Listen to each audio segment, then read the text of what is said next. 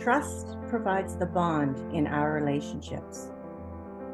Each of us seeks to be seen, heard, and valued by others. We seek connection rather than loneliness. We gravitate toward those who mirror us in certain characteristics. We are also attracted by others sharing characteristics of those in our history who we share strong affiliation, whether that be strongly positive or strongly negative.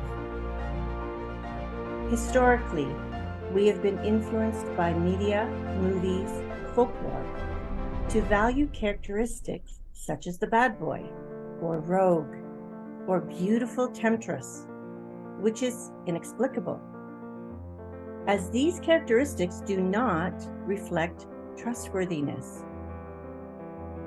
We are shown to value those who are daring and emotionally or physically unavailable, adventurous and unwilling to commit, virile with a roving eye, or beautiful yet shallow, mysterious and guarded, or manipulative seductresses. The personality traits of such protagonists can involve a lack of reliability, sincerity, mutuality, honesty, and reciprocity. Coupled with these characteristics is often the unspoken or alluded to promise of the desire for the other to see us, hear us, or value us, shown to be fulfilled through securing the attention of the other. These medias have finely tuned the art of generating in us desire and longing, maintained for a prolonged time. The generated longing is coupled with loneliness, high-intensity drama involving high-risk behaviors, or conversely, exceptional settings, lifestyles, and locations.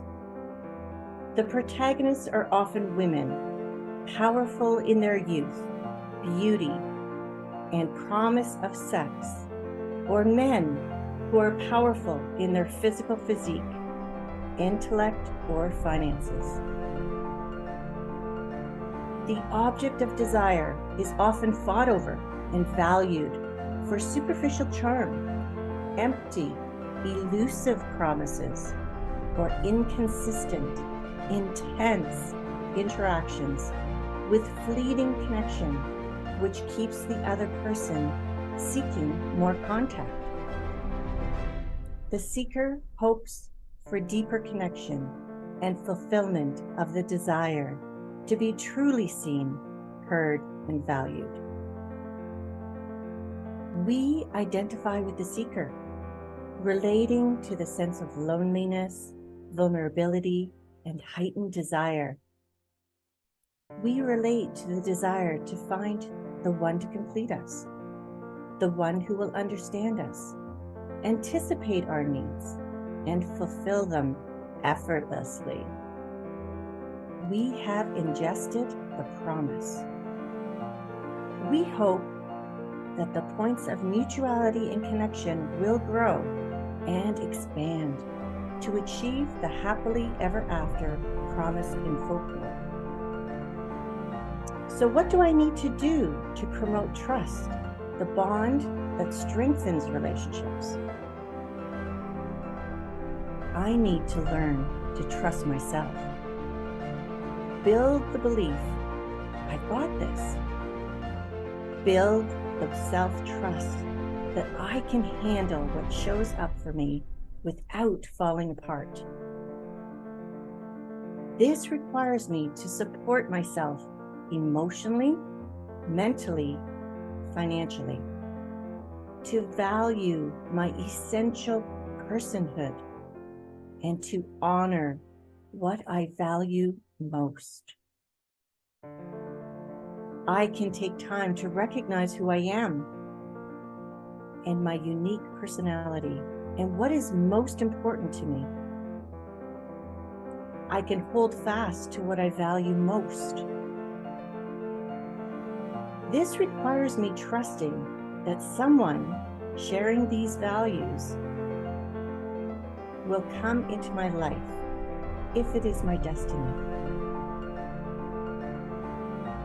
Based on this belief, I can let go of relationships with people who do not share my values. In the meantime, I can partner with myself to meet my own needs in a consistent and real way, choosing happiness and connection with friends and family members. While trusting myself, I learn to trust that the timing of the relationship with someone who shares my values will arrive in its own time and place. So, I pursue hobbies and experiences that are fulfilling, giving me the opportunity to shine and be fulfilled while holding myself open to connecting with others. This serves to take the pressure off new potential partners and makes me more attractive to those around me. I can commit to what I say I will do, being consistent, showing up as a reliable person who walks their talk.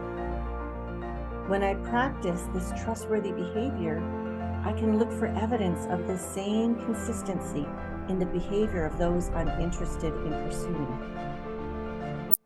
This stable way of behaving creates deeper trust between people, which allows us to risk opening up further to the other, thus creating shared satisfaction based on authenticity. Should I desire to build intimacy, I can practice with another, mutually discussing what I would best like to receive and asking from the other what the other would most like to receive from me. We can then discuss which of the desires we each are willing to meet. I can then plan to execute the requests and hold myself accountable for doing so, keeping in mind the other's preferred ways of being cared for. Again, this builds trust, and I can see the other as someone who is willing to, and actually does, meet some of my needs. A deepening of trust and intimacy takes the place of chaotic, anxiety-driven behaviors that create intensity but lack depth and trust. Mutuality can require us to grow in our style of relating. Open discussion and willingness to understand the other person's experience while continuing to hold a view of what I personally desired is needed.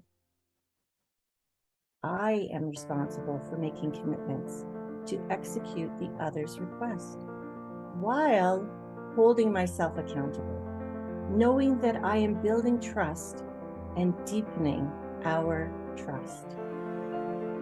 I can value myself and the other while making room for difference. So how does honesty affect the bonds of relationships? When we are fraught with challenges, we are tired, lack information, have faulty thoughts, poor judgment, ignorance, and inexperience. We can make mistakes. How I choose to navigate these mistakes can involve facing the mistake head on, taking full responsibility, forgiving myself, and making amends where possible. Other times, we're tempted to lie. The reasons are diverse for what brings people to lie, rather than choose honesty in relationships. Lies also tear the fabric of trust that can underpin a relationship. Support is an important ingredient in creating a trusting bond in relationships. When another requests my assistance and I extend a hand without expectation of a payment, that support helps the other to relax a little, feel somewhat comforted, feel less alone, and more able to think clearly.